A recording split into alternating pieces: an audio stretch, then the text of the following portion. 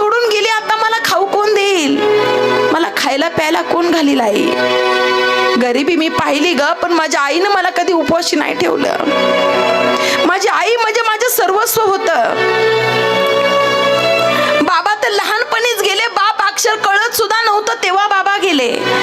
आणि या नारद महर्षी हसतात आणि म्हणतात, काय बोलता नारद महाराज, नारद मुनी, नारद ऋषी आहात ना तुम्ही? अहो माझं वय बघता का? डोक्याचे केस पांढरे झाले म्हटले, तोंडात दात राहिले नाही, डोळ्यानं आता दिसायला तयार नाही, आणि तुम्ही म्हणता ग्रंथ लिहा. कसं काय ग्रंथ लिहिता येईल मला? म्हटले का नाही? त्याची कृपा झाली ना. मुकम करोति वाचालम पंगुम लंघयते गिरिम. मुका बोलू शकतो, पांगळा चालू शकतो, मग तुम्ही ग्रंथ नाही का लिहू शकत? म्हटले मनाला पटत नाही. ते का नाही पटत? अहो मी जर एका दासी पुत्राचा नारद होऊ शकतो, तर तुम्ही ग्रंथ नाही का लिहू शकत? काय बोललात परत सांगा ना. हो व्यासदेवजी महाराज, माझा मागचा जन्म जर पाहिला तर अंगावर काटा येईल तुमच्या. मी नारद झालो म्हणजे मी सहजासहजी नारद नाही झालो. म्हटले मग? मी इंद्राच्या दरबारामध्ये चित्ताला भ्रमित करणारं गाणं गात होतो म्हटले. सगळ्यांचं मन त्यानं भ्रमित झालेलं होतं. मी गंधर्व होतो, मला शाप मिळाला, जा सगळ्यांचे चित्त तू भ्रमित केलंस ना तर तू दासीपुत्र होशील. व्यासदेवजी महाराज, कोणतीही गोष्ट सहजासहजी माणसाला मिळत नाही आणि मिळू पण नाही. मी म्हणते एखादी गोष्ट माणसाला सहज मिळाली तर त्याची किंमत राहत नाही. महाराज, महिला मंडळ, ह्या व्यासपीठावर बसण्याकरता माझ्या जीवनामध्ये मी खूप मोठा संघर्ष केलेला आहे. सहजासहजी हे नाही मिळत महाराज. आज सहजासहजी लोकांचे हार गळ्यात नाही पडत आहे. आज सहजासहजी एवढं सोपं नाहीये. आज मी नारद झालो, नारायण म्हटलं की मला जो देव आठवतो त्या देवापर्यंत मी पोहोचतो. सहजासहजी नाही मिळालं. मला शाप मिळाल्यामुळे मी दासीपुत्र झालो. एका ब्राह्मण परिवारामध्ये माझा जन्म झाला. मी 2-2.5 वर्षाचा होतो. परिवार छान होता, पण गरिबीमुळे लोक मला दासीपुत्र म्हणायचे, लोक मला हिणवायचे. आजही गरिबाला व्यवस्थित बोललं जात नाही महाराज. जय हरी जेवढा श्रीमंताला मानानं घातला जातो ना, तेवढा गरिबाला नाही घातला जात. त्याचं एकच कारण म्हणजे पैशाचा. पुढे नाही बोलणार मी, तुम्ही बोला.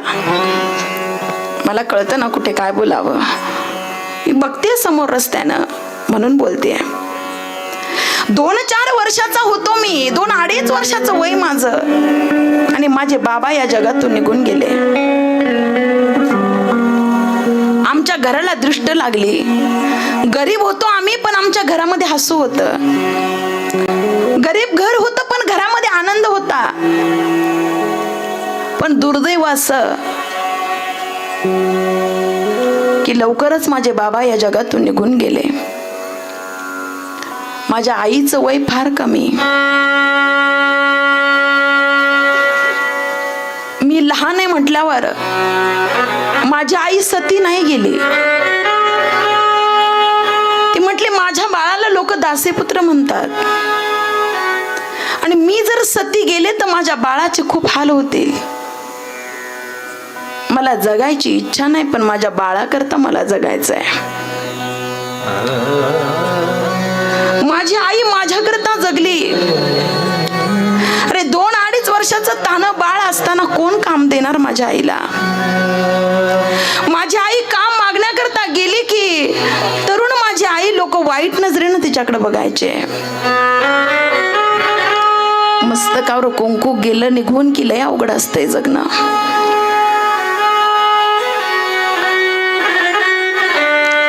इथं बसलेल्या प्रत्येक बापाला मी प्रश्न विचारेन, इथं बसलेल्या प्रत्येक आईला मी प्रश्न विचारेन, असं घडू नये. आपल्या लेकराच्या मस्तकावरचं कुंकू जावं असं कोणालाच वाटत नाही महाराज, कोणत्याच आई बापाला वाटत नाही. असं घडूच नाही. पण जर घडलं तर त्या बाईनं कसं जगायचं? मला वाटतं इथून मागचा काळ थोडा चांगला होता, पण इथून पुढचा काळ खूप भयानक आहे. नारद महर्षी सांगतात, व्यासदेवजी महाराज, माझ्या आईला कोणी काम देत नव्हतं, पण चातुर्मासानिमित्त काही साधू गावामध्ये आले. माझी आई त्यांच्याकडे काम मागण्याकरता गेली. साधू आहेत, किव येईन त्यांना. माझ्या आईनं हात जोडले, बाबा माझं छोटस लेकरू आहे, 3-3.5 वर्षाचं बाळ आहे माझं, पोट नाही भरत, काही काम द्या ना असेल तर. साधू सांगतात, बाई पलीकडे आमची पत्नी आहे, जा तिकडे तुम्हाला काही काम मिळालं तर बघा. साधूंच्या पत्नी का माझी आई जाते आणि बोलते, मला काहीतरी काम द्या ना, पोट भरण्या इतकं बस. त्या साधूंच्या पत्नी सांगतात, हो गाईचं शेण काढण्याचं काम तुम्हाला, गो मातेची सेवा करा.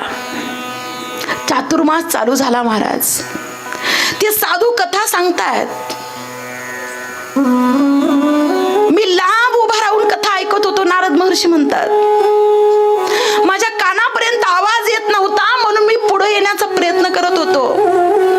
तर लोक मला ढकलत होते, हो बाजूला, तुला काय कळतंय, तू कशाला ऐकतो कथा, हो बाजूला. दुसऱ्या दिवशी साधूंनी हात केला आणि मला जवळ बोलवलं. जवळ आल्यानंतर मला विचारलं, बाळ तुझं नाव काय आहे? सगळे लोक फिदी फिदी असले, अहो याला कसलं आलंय नाव, बिगर बापाचं हे, याला दासीपुत्र म्हणतात. ते साधू कळवळले महाराज. अरे लोण्याचं ज्याचा अंतकरण आहे ना, त्याला साधू म्हणतात महाराज.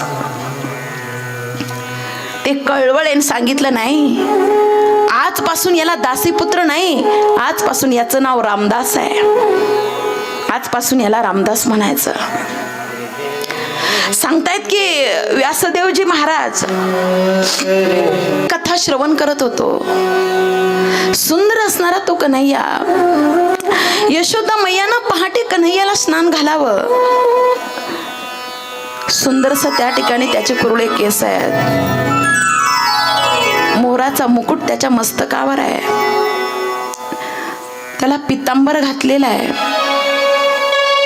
हातामध्ये त्याच्या बाजूबंद आहेत, पायामध्ये छुमछुम वाजणारे त्याचे ते चाळ आहेत, नासिका त्याची सरळ आहे, सफरचंदासारखे त्याचे गाल आहेत, अगदी लाल त्याचे ओठ आहेत. त्या कन्हैयाचं वर्णन त्या ठिकाणी साधू करत होते. छोटासा कन्हैया छोट्या छोट्या गायांच्या पाठीमागे पळतोय. कन्हैयाचे मित्र आहेत त्या ठिकाणी बोबड्या वाकुड्या. त्या बोबड्या आणि वाकड्याने म्हणावं, कन्हैया किती गोड दिसतोस रे, अगदी एखादा नवरदेव सजवलाय तसा तू दिसतोस. काही जरीची पगडी तुला त्या ठिकाणी बांधलेली आहे, सुंदर तुझे त्या ठिकाणी डोळे आहेत.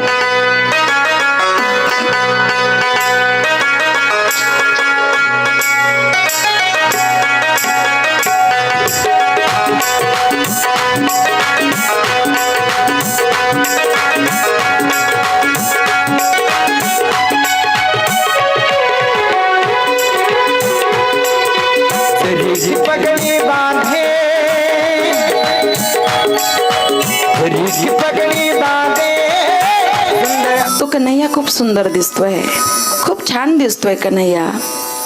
छोटासा असणारा रामदास कन्हैयाचं चिंतन करतोय. अरे देव तर वाकड्यासोबत जातो, देव पेंद्यासोबत जातो, देव त्या ठिकाणी बोबड्यासोबत खेळतोय, तर मग तू तोच देव माझ्यासोबत नाही खेळणार का? छोट्याशा रामदासच्या अंतःकरणामध्ये भाव निर्माण झाला. महिला मंडळ, नारद महर्षी सांगतात, व्यासदेवजी मी खूप चिंतन केलेलं होतं, माझ्या अंतःकरणामध्ये त्या कन्हैयाची मूर्ती माझ्या अंतःकरणामध्ये मी तयार केली होती. ती छबी खूप सुंदर आहे. तो असं वाटलं या साधूंच्या सोबत निघून जावं, आणि मी मनात पक्का विचार केला की आता मी गावात नाही राहणार, मला साधूंच्या बरोबर जायचंय. चातुर्मास संपला आणि मी साधूंना बोललो, साधू मला कन्हैयाचं चिंतन ऐकण्याकरता तुमच्या सोबत घेऊन जा. त्यावेळेला माझी आई लांबून हात जोडत होती, बाबा माझं लेकरू माझा आधार आहे, माझ्या लेकरासाठी मी जगते आणि तुम्ही जर माझ्या बाळाला घेऊन गेलात तर मी कोणासाठी जगू. विनंती करते तुम्हाला माझ्या बाळाला तुमच्या सोबत नेऊ नका. साधू बोलतात, रामदास अरे त्या कन्हैयाचं चिंतन ऐकण्याकरता तुला आमच्या सोबत नेलं असतं रे, पण तुझी आई तुझी जबाबदारी आहे म्हणून तुला आमच्या सोबत नेता येत नाही. महाराज छोटासा असणाऱ्या रामदासच्या मनात आलं, ही आई तरी का जिवंत आहे. लक्षात येते तुमच्या मी काय बोलते का. कन्हैयाच्या त्या वर्णनानं तो एवढा व्याकुळ झाला की आता सतत ऐकल्यानंतर तो देव माझ्या समोर उभा राहील की काय असा भाव अंतःकरणात तयार झाला. आई नकोशी वाटली महाराज. काय ही आई, या आईमुळेच त्या ठिकाणी मला साधूंच्या बरोबर जाता येत नाही. छोटासा आहे कन्हैया, मला जाईल ना घेऊन तो माझा सांभाळ करेल. भाव अंतःकरणामध्ये निर्माण झाला. प्रचंड रडतोय, पण साधूंनी मला बरोबर नेलं नाही. साधू त्या ठिकाणी निघून गेले. आता मात्र बराच काळ लोटला. एक दिवस माझी आई गायीची धार काढण्याकरता जात होती. सायंकाळची 6:30 पावणे 7ची वेळ आहे. माझ्या आईचं, मी गल्लीमध्ये खेळत होतो, माझ्या आईचा पाय एका काळ्या कभिन्न सापावर पडला. काळ्या कभिन्न सापावर पाय पडला. सापाचा स्वभाव आहे दंश करणं. त्या सापानं माझ्या आईला दंश केला. माझी आई तिथंच खाली कोसळली. तिच्या तोंडातून फेस वाहू लागला. तिचं शरीर काळं निळं झालं आणि एक माणूस मला बोलवायला आला, रामदास अरे तुझ्या आईला सर्पदंश झालाय, तुझी आई बघ शेवटच्या घटका मोजते. मी प्रचंड पळत आलो. आई ग म्हणून मी किंकाळी फोडली. आई आईच्या जवळ गेलो तर डोळ्यातून त्या ठिकाणी तोंडातून फेस वाहत होता.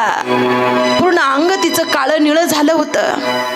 मी आईच्या जवळ गेलो, आईच्या तोंडाजवळ जाऊन बसलो. आई मीच वाईट आहे ग, मीच चुकीचा आहे.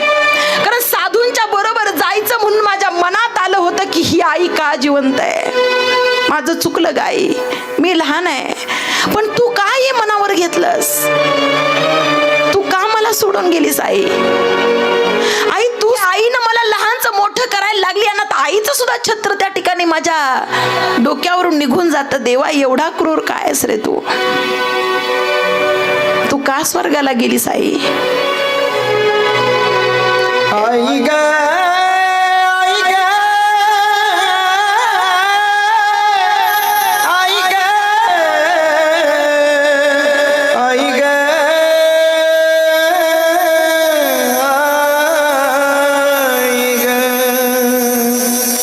कशाला सोडून गेली आई स्वर्गाला, कोण वागविल तुझ्या या बाळाला.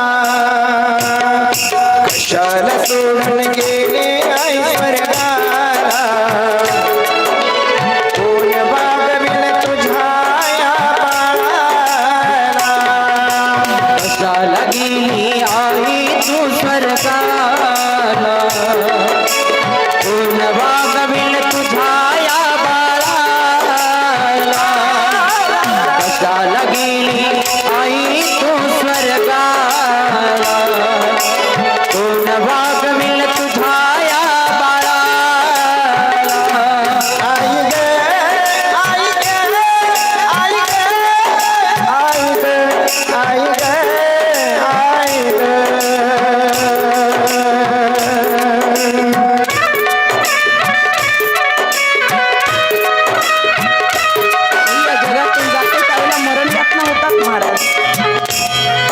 जिवंत आहोत याचं एकच कारण आहे, आपल्या शरीरामध्ये आत्मा आहे म्हणून आपण जिवंत आहोत.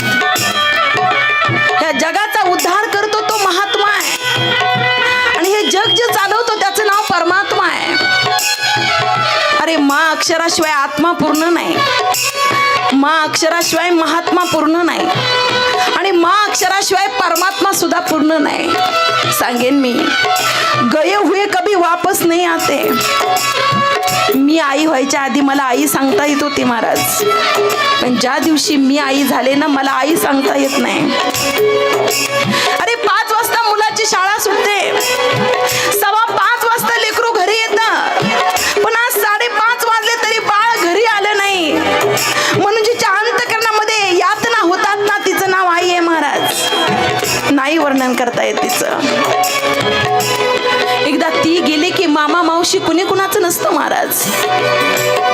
दानव कोण मानव कोण कळेना मला, जिकडे पाहे तिकडे बहुमान पैशाला.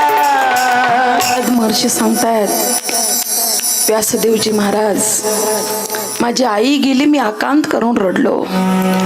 10 दिवस लोकांनी सांभाळलं मला. बाळा ए, नाश्ता कर, चहा घे, जेवण कर. अगदी दशक्रिया विधी होईपर्यंत लोकांनी मला सांभाळलं. 13वा होईपर्यंत लोकांनी सांभाळलं मला. आईला जाऊन आता 15 दिवस झाले,